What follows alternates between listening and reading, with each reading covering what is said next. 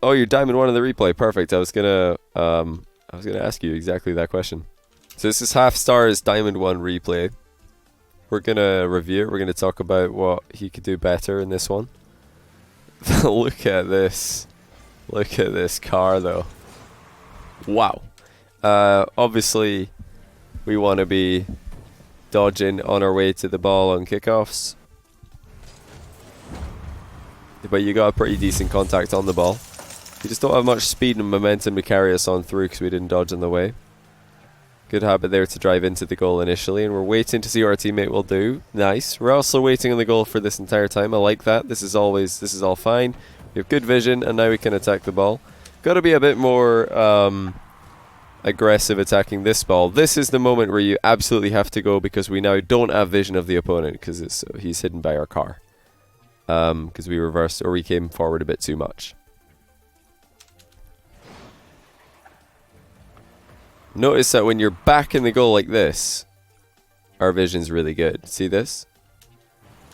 We have good vision when we're back in the goal, but then we drove forward. Now we're underneath the ball and our vision is not so good. The camera kind of gets glued to the ground and looks straight up in the air when you're under the ball like this, which is why being in the goal is really good because you can actually see what's happening in front of you. Now we don't know if the opponent is going for a shot, or rather we can't see him to see what he's doing. But if we were just back in the goal, we would be able to see. So we just got to time that effectively. Because at the moment that the ball hits the wall, right now is in fact the moment where there is zero threat, because this is not a scoreable position. The ball is touching the wall or very close to touching the wall, so you don't actually have to worry about anything. You only have to worry after the ball bounces off the wall. Now it's in a dangerous position. So this would be the moment where we want to be reacting to what the opponent is doing. Unfortunately, because we timed it like this, like we drove forward at the wrong time. We drove forward now instead of like driving forward faster now. You know, if we just backed up a little bit so we could actually see what was happening, like by being further back so the ball isn't glued to, like if we're playing with normal camera settings, our camera's somewhere like this, right? This would be our camera ish, probably more like this. I don't know what your exact camera is. Let's see what your, yeah, so your camera is something like,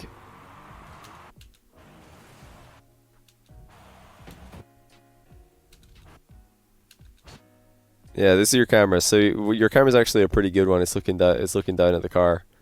But when you get stuck underneath the ball like this, you're totally,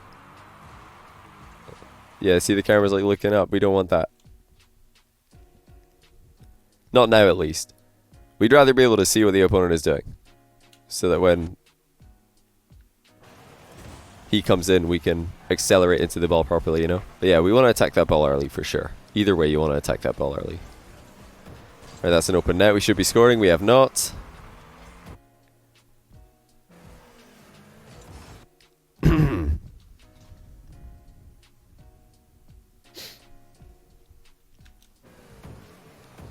What are you guys talking about in chat?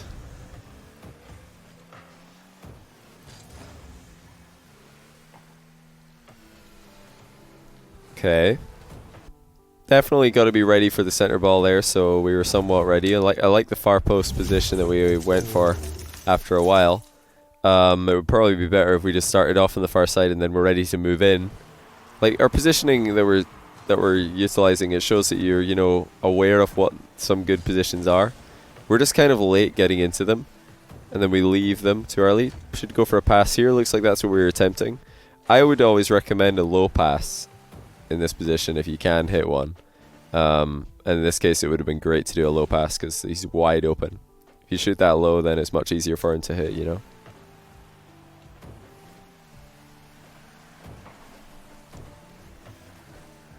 Yeah, our teammates backed off a little bit, so it's our job to pressure the ball without taking ourselves out of the game. Nicely handled so far. Not bad. We've done quite well. Our job again is just to pressure without taking ourselves out of the game. This is all fine. Pretty good positioning so far. Carl wants a 1v1 against me. I decline. Don't have the time. Hey, Hot Carrot, welcome to the stream. Really appreciate you. We're taking too long to get back here, HalfStar. This is one thing that we did wrong. This kind of move in the corner almost never works. I don't think it's worth committing this much boost to do this.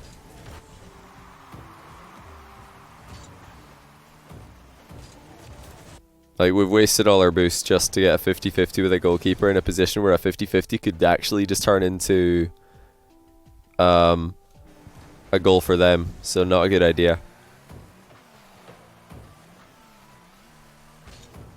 Like, if you want alternatives to what to do in this position,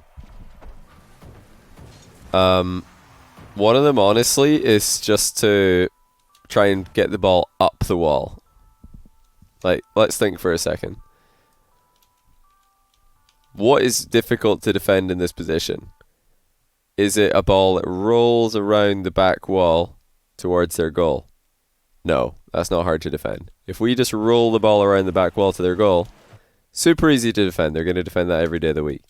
But what's harder to defend in this position is if we can get the ball to go up the wall. Because what happens when the ball goes up the wall is it hits this curve up here, and then it's going to bounce off this curve, and really, who knows what's going to happen. It might bounce off a bit more into the midfield, this kind of area. That's a pretty good position for our teammate to move in and take a shot from if he's confident with his low aerials. It might, you know, really kick off the wall and go more center. The point is, it's much harder to read, and because it's off the wall, the other team can't just drive on the wall to get to it, or they can't drive on the floor to get to it. So really focus on getting the ball up the wall here. This is the play, if you're in this position, exactly. And to do that, all you would need to do is drive under the ball and hit it on the very bottom. If you hit this ball without jumping, on the very underside, like you jumped here, because you're trying to hit the ball middle, I guess. But honestly, if you just roll forward, like the exact way that you're going, instead of jumping, and hit the ball straight up, the other team would have had a really hard time dealing with it. Our recovery would have been better, and our teammate would have had more options on what to do in the follow-up. You know what I mean?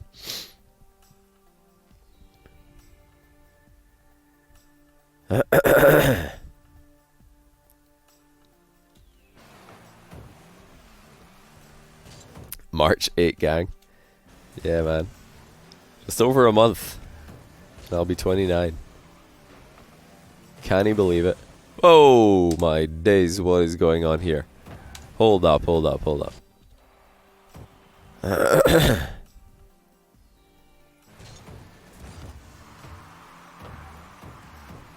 So, I don't hate this 50-50. It's pretty safe. It's fine. Maybe the other team are going to beat it. Whatever. This is fine. Not going for this ball immediately. Like, if you were planning on going for this ball, you had to go immediately for the ball. Like, not going immediately and then turning as if to go for it doesn't make sense to me. Your teammate actually going for this makes no sense whatsoever. Terrible. But yeah, we were kind of caught in two minds. We were half going back, half going forward. We've got to make up our mind there. Like, either go for the ball ASAP or don't go at all. And again, here, we just take too long.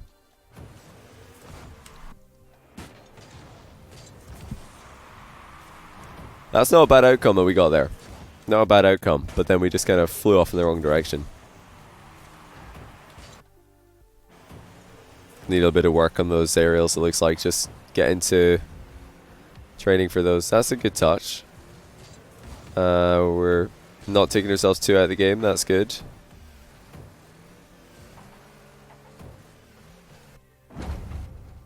Eight, not Mr. Bean 8. Thanks for the Prime sub. Welcome to the stream. Also, J.Del, thanks for gifting us up to Niv.11.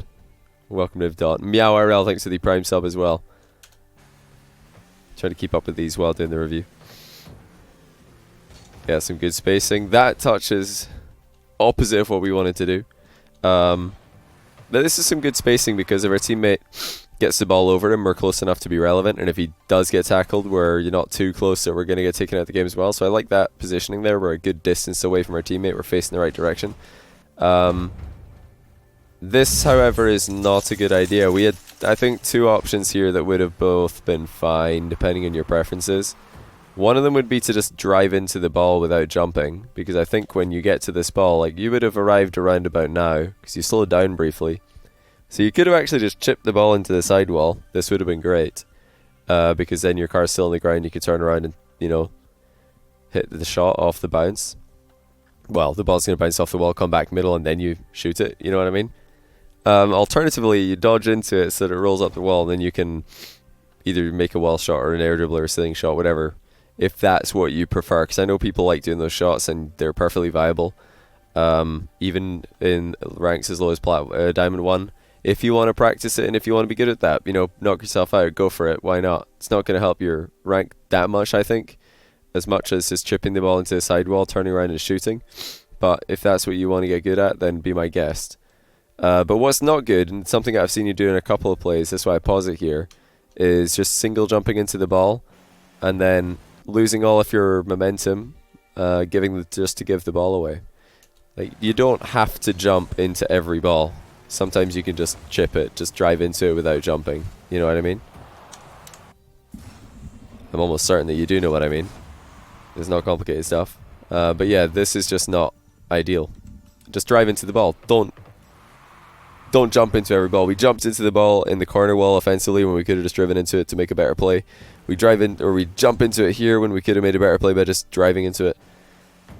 Something that we're doing kind of, I think, just automatically. We're just hitting every ball with a jump or a dodge, when actually you can do a lot with chip shots and chip touches. There we go. We did it here. We just drove into the ball.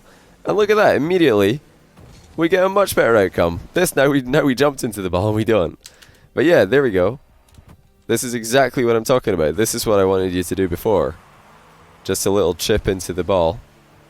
Little chip. Could have been a bit quicker on the turn, but we're still there in plenty time. This is a pretty good touch, not going to lie.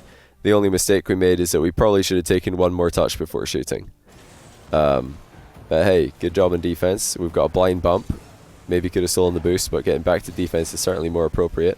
That's one position where bumping your teammate might actually be the right decision, so I like that. Real sick. Thanks for the kind words, man. Glad you could swing by. But yeah, another single jump. We got a lot of single jumps in this game after the fact. So, like, just be careful with that jump button. Try and drive around more instead of jumping a lot when it's just not a good idea. Ooh, okay. I was half expecting that ball to go over you. Decent power clear. Let's just pressure it without taking ourselves out of the game here. We've taken ourselves out of the game. Yeah, the idea here is to not like have the world's worst recovery for nothing. But yeah, we just dodged into the ball, and that's kind of a nothing hit. And this is really risky because your teammate can score this, but he can also miss this. And if he misses, you're not back. The other team might just score. Like, do you see how this could go very badly for us? He can score, yes. It is possible. But we're 0-0, and I wouldn't want to put the game on a coin flip based on our teammate's aerial ability. He might aerial this in, but he also might not. And you have to think about the might not as well here. Because if the goalkeeper makes a save here, which is not too difficult, it's quite an easy save really, then the other team are scoring. But luckily for you, they can't save it, so you're fine. But yeah, this is criminally bad defending. Oh my days, what is he doing? If this guy just got in the goal instead of like sticking around on the goal line like this, like look how much trouble this guy gets in just for being on the goal line. If he just was in the goal, in the middle of the goal, he would easily hit this. Look at that, it's a basic aerial, it's a crossbar height, and he misses just because his positioning gave him no chance. But yeah, you can't rely on that play working, you know what I mean? Connor, yo, thanks to the Twitch Prime sub, man. Wait, what just happened? Jado Dell, thanks for gifting a sub to Seekino. So you both went for blocking kickoffs. I'm not really a fan of kickoffs that rely on the other guy hitting the ball in order to work. I prefer to just hit the ball myself. because especially in lower ranks, I can't really rely on anybody else in the lobby to hit the ball, so I better just do it myself, you know. Well, let's see what happens here. So we missed. Turning around to go for the second ball is definitely a good idea, but we walked into a super obvious dunk. Like, we were so greedy here. Why did we just not play the ball around him? You thought your teammate took it. Right, see here. You see this guy coming in. You can see him coming in. If we just flip into the ball here and put it in the back corner, he's out of the game. Like, that's all you need to do. We need to stop thinking about how can I put the ball on target, because I can see there you're trying to get around the ball to put it on target, to go towards the goal. Stop thinking about that. Get that idea out of your head. The number one objective in 2v2 is not to get the ball moving towards the other team's goal. It's not to hit the ball on target for the other team's goal. It's to get the ball past the opponents. And then after you've got it past the opponents, you can put it in the wide open goal. If you follow that objective, you're going to be much happier. You're going to make less mistakes. You're going to get dunked on less. You're going to get less counterattacks working on you. You're going to be giving away possession less. Could have gone for this. This was actually totally fine to go for if we were quicker. You just got to keep boosting. You notice there how you lost supersonic as you're coming up the wall. You have to keep on feathering your boost if you're driving up a wall, especially this corner caused you to lose supersonic immediately. We should have boosted through that if we're intending to go for the ball. Then you got to boost it while you're on the wall as well. See, we lost supersonic here. We're just we're barely moving all of a sudden. We were supersonic, now we're barely moving. If you want to go for that ball, you have to boost more on the approach, and then just drive up next to the ball, right next to it, and side flip into it. It's the most reliable way to clear the ball in that position for wall hits. Just get beside it and then side flip. Oh my days. Okay, well, we somehow managed to do something with this, but what is this touch? Bam! Complete wrong direction. Dribbler, by the way.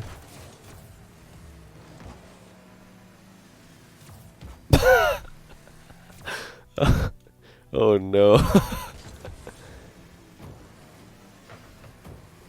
Oh, careful! So risky. Driving into a position in the 2v2 field where your teammate is already a risky idea, but where both the opponents are as well, super risky. I like that you left that for him. We didn't make the same mistake twice. Side flip. There it is. See, our first thought isn't to get beside the ball and side flip, when in fact it's the easiest way to hit these kind of wall hits. This is a ball that you have to jump to reach, right? No denying that. You have to jump to reach it because it's that kind of awkward distance off the wall. But trust me, the easiest way to do this, the most reliable way to get good at this kind of hit, if you want to get good at it, is just get beside the ball and side flip. Get level with it horizontally and side flip. Because if you're dodging in any direction in Rocket League, your car's going to stop moving up or down. It's going to move horizontally only. So you have to remember, you've got to be in the right horizontal plane. You've got to be at the right altitude before you dodge. Because if your altitude doesn't match that of the ball and you're trying to hit it at the start of your dodge, you're going to miss. Obviously, if you're pre-flipping or delayed dodging, or catching a ball at the end of your dodge, it's a different story, but we're not talking about that. Let's see what we could do this time. So same thing. Side flip here would just boom this ball. We just get beside this and side flip. It's a pretty reliable way to blast it. We also lost supersonic on our approach again because we didn't boost around the curve or while we're on the wall. And we're too high. Had to drive down because we were coming at it too high. Try to go upwards into the ball and then side flip into it. That would be the only other thing I would say on wall hits. Just try to go upwards into it. Okay, at least we got the boost here. The shot was not ideal. Joystick 4, thanks for the 12 months tier 1, by the way. Welcome to the stream. Welcome back to the stream, I should say. Really appreciate you.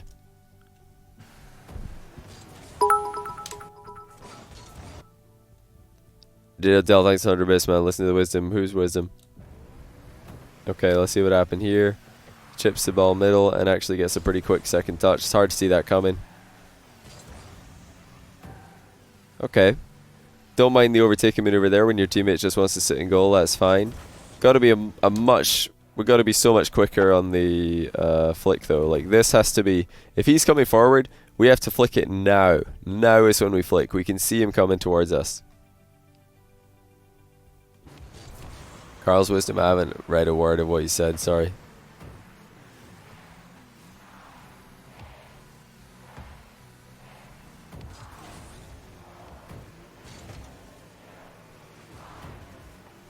Oh, okay.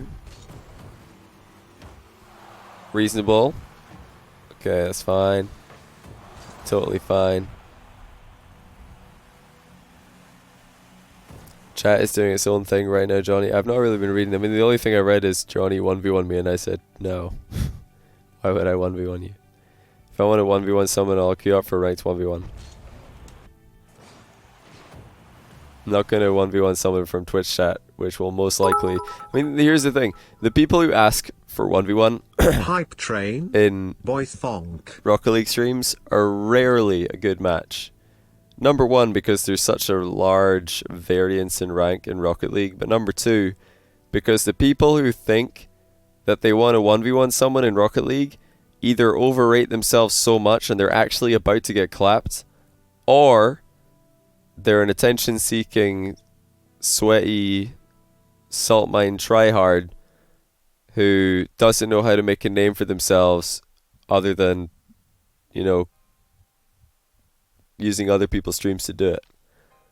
So they're the two types of people who will ask for 1v1s. Is someone who is like, you know, a legitimate top 50 1v1 player who does it, who wants to like make a name for themselves but they can't because they're not that good. They're just good. They're just a sweaty ones main. But nobody's going to watch their Twitch because they're boring. Or it's someone who's legitimately platinum and thinks that they're a beast. Like, oh man, I've had so many messages. I swear I should just put a compilation together of like all the messages I get on Discord where somebody says, hey Johnny, can I play on your stream? I just hit platinum in ones, but I know I can beat champion players. I'm like, how do these people come to these conclusions? Where does this idea come from? It's so common. I see it in YouTube comments. I've got it on Twitter. Like, people tweet this at me. Discord. It's everywhere. See it on Reddit. Like, people are convinced that they can beat players 2 entire tiers above them, even though the rank system has put them exactly where they belong. Blows my mind.